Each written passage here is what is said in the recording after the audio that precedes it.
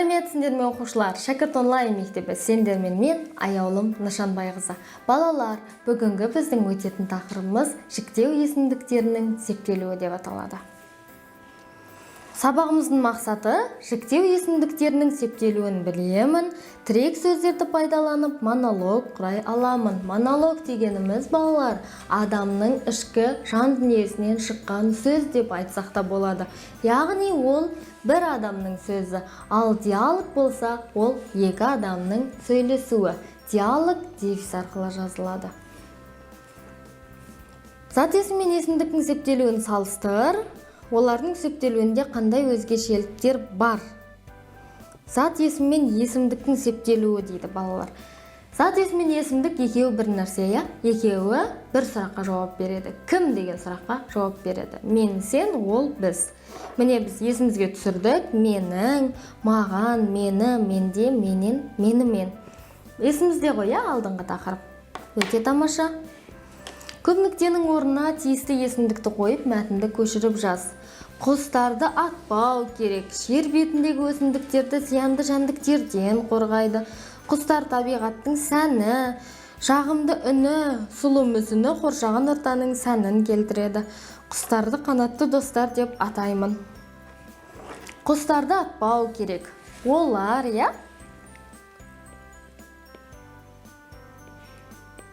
Олар жер бетіндегі өсімдіктерді зиянды жәндіктерден қорғайды. Құстар табиғаттың сәні, олардың жағымды үні, сұлу мүсіні қоршаған ортаның сәнін келтіреді.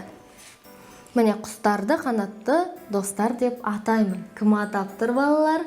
Өзіміз аяқтаймыз, жарайсыңдар. Кестені толтыр. Зат есім, сын есім, сан есім және есімдік. Зат есім кім, не деген сұраққа жауап береді? Мысалы, дәптер, қалам, адам деген сияқты. Сын есім қандай деген сұраққа жауап береді? Әдемі, көрікті, сұлу, жаман деген сияқты. Сан есім бір, бірінші, екінші, үш, 25 деген сияқты, Ал есімдік мен, сен, ол, біз, сіздер, олар. Міне, осылай кестені толтырамыз балалар. Тірек сөздерді пайдаланып, тоқылдақтың атынан монолог құрап жаз. Тірек сөздер тоқылдақ, екесе, қоңыз, көмек керек, орманда қаптап кетті, жұмысты көп істеп жүрмін. Монолог, яғни тоқылдақтың өзінің айтқан сөзі, Тоқылдақ, мен тоқылдақ. Өзімнің жұмысымнан екесе жұмыс істеймін. Қоңыз, ағаштарға көмек керек, сол себепті мен қоңыздарды жеймін. Орманда зиянды жәндіктер қаптап кетті.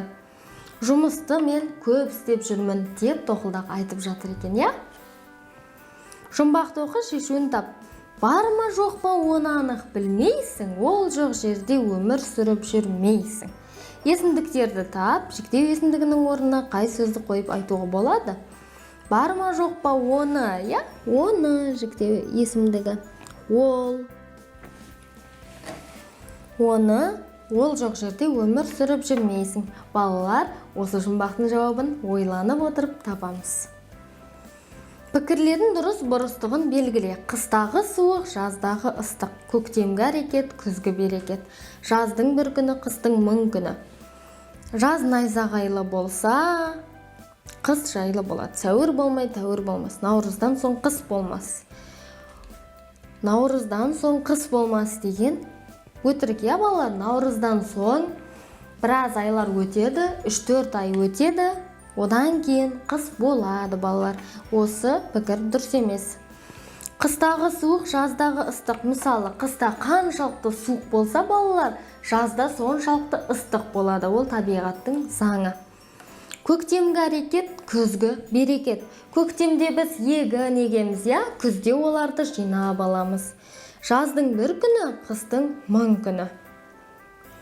Жазда бір күн ғана қысқа дайындық жасап, біз бір күн уақытымызды арнасақ, қыс бойы сол заттарды жейміз, сол нәрселермен біз өмір сүреміз, Жаз найзағайлы болса, қыс жайлы болады.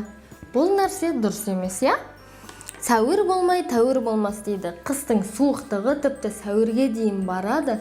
Сәуір болғаннан кейін барып, ауа райы түзеленеді. Сол себепті осы мақал бар біздің арамызда, сәуір болмай тәуір болмас деген. Бұл сабақта не үйрендім? Жіктеу есімдігін білемін. Жіктеу есімдігін білеміз, және біз септеуді де білеміз, балалар, жарайсыңдар. Сонымен балалар, сабағымыз аяқталды. Сау, сәлеметте болыңдар.